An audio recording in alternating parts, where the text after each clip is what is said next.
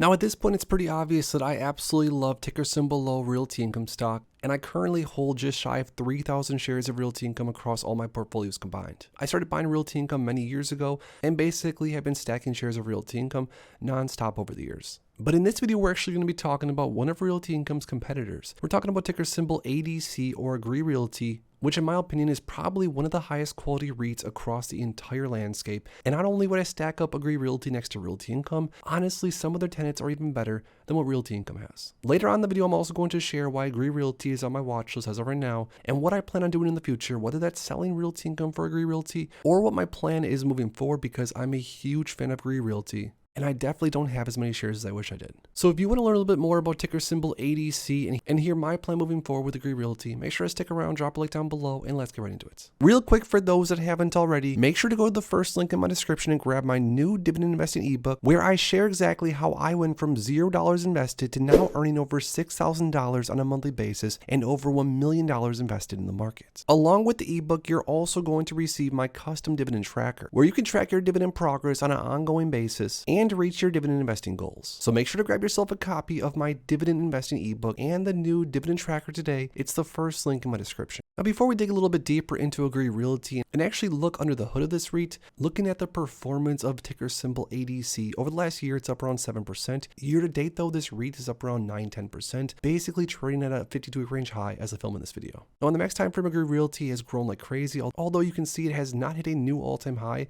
ever since around 2020. But between you and I, once rates get cut, I would not be surprised if we see ticker symbol ADC at a new all-time high. Now, Agree Realty is very similar to that of Realty Income in that it's a REIT and it also pays a dividend monthly, which currently is offering a 4.36% forward yield, which is much lower than what investors could have received if they bought Agree Realty just a few months back. I mean, around 6 or so months ago, Agree Realty was much cheaper, offering north of a 5% yield. But Agree Realty as of right now pays around $0.25 per share per month and has been growing slow and steadily over the last several years. But I did come across this article on seekingalpha.com from Cashflow Venue. It says Agree Realty is set to outperform its peers. Here's why. Let's take a look. It says Agree Realty is still attractive after the most recent stock price increase. And this is talking about how Agree Realty, like I said, is up around $5 or $10 since the most recent lows. ADC has a top-tier portfolio quality reflected within the occupancy rates, WALT, and share of ABR derived from investment-grade tenants. The company increases investment volume at wide positive investment spreads, suggesting improving market conditions. This writer also says, I believe Agree Realty will continue to outperform under outstanding management with role model level of communication with shareholders. They then said, I believe that Agree Realty is set to outperform its peers due to things like this: the top quality of its management under Joey Agree's leadership, and top-tier portfolio quality reflected in the high occupancy, solid WALT, and high share of ABR generated by investment-grade tenants. They then go on to talk about how it has the #1 high-quality portfolio. As of June of 2024, ADC owned 2,202 properties, so much smaller than that of Realty Income, across 49 states, due to its focus on retail service-oriented properties and its monthly dividends. ADC is often compared to Realty Income, and we'll refer to O a few times throughout this. However, due to its size difference, this is more comparable to Triple N REIT, which I also hold on to. ADC has an outstanding occupancy rate, which is improved by 0.2 percentage points compared to Q1 of this year. The metric stood at 99.8% in Q2 of 2024. For reference, occupancy rate stood at basically the highest across the board for other comparable REITs. ADC also didn't manage to uphold its weighted average lease term WALT by offsetting the passage of time with new leases, as the metric declined from 8.2 years to 8.1 years.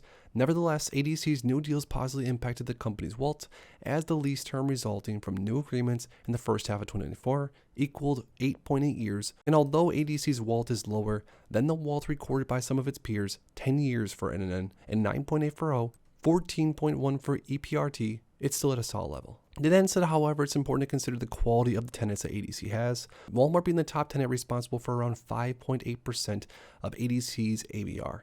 Generally speaking, 68.4% of the company's ABR is derived from investment-grade tenants, which speaks volumes that ADC's portfolio quality considering that O had around 36 of its rent derived from investment grade tenants. So as far as their portfolio goes, they do have more investment grade tenants in the portfolio than that of Realty Income, which Realty Income's portfolio overall, generally speaking, is also very high quality. But what about the valuation when it comes to ADC? They said, as an M&A advisor, I usually rely on multiple valuation methods, a leading tool in transaction processes. This method allows for accessible and market-driven benchmarking. ADC's forward-looking PFFO multiple has increased since my coverage of the enterprise. However, that doesn't necessarily mean the business is overvalued. One has to recognize the business-related factors that may impact the market sentiments. Only then you can provide a valuation method to prove to be informative. So with that said, its forward-looking PFFO multiple stood at around 16.9x for ADC, 13.8x for NNN, 16.0x for EPRT, and around 13.8 for O. So as we can see, ADC currently trades at the highest PFFO multiple out of the peer group. Does that mean it's overvalued? Not necessarily. The crucial aspect of valuation is understanding the business-related factors impacting the multiple. ADC has top-tier business metrics, a sleep, sound balance sheet, great growth record during the last years, and still in the growth momentum, and an outstanding portfolio quality. Moreover, it is important to factor in the top management under Joey Agree's leadership. While the bargain opportunities may have closed with Agree Realty, I believe ADC remains attractive. I'm a long-term oriented investor though. I believe ADC shareholders will be benefited greatly, and I recognize the upside potential resulting from the multiple. Appreciation is lower than when I covered it last. So some strengths of ADC: one of the most shareholder-friendly management teams under the outstanding leadership of Joey Agree, holding a CEO position. Top-tier business metrics with high occupancy rates and solid lease terms. Strong tenant base with Walmart being number one and 68.4% of ABR derived from investment-grade tenants. Wide investment spreads given the estimated cost of capital and attractive cap rates secured by ADC. Credit metrics that allow shareholders to sleep well at night, track record of outperforming its competitors over the last years, well-covered, growing, and attractive dividend. Now, one of the biggest takeaways that I have is the fact that Agree Realty has mostly investment-grade tenants in the portfolio, which is definitely going to allow investors, especially long-term investors, to sleep well at night.